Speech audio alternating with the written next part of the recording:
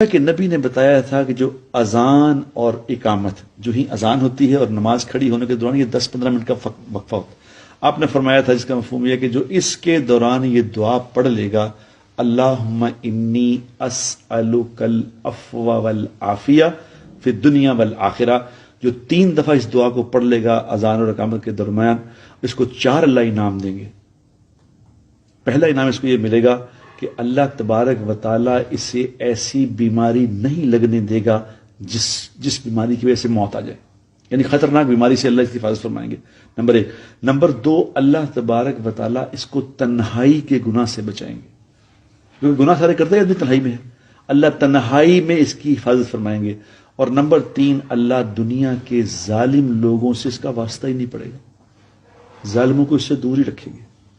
اور نمبر 4، جو ہمارا سب سے بڑا پرابلم ہے، وہ اللہ تبارک و تعالیٰ اس کو بغیر محنت کے آسان روزی عطا فرمائیں گے، جو یہ دعا پر۔ تو ہم دعاؤں کا اہتمام کر لیں، توبہ کر لیں، انشاءاللہ حالات ٹھیک ہو جائیں گے۔ بہت بہت شکریہ بٹ صاحب۔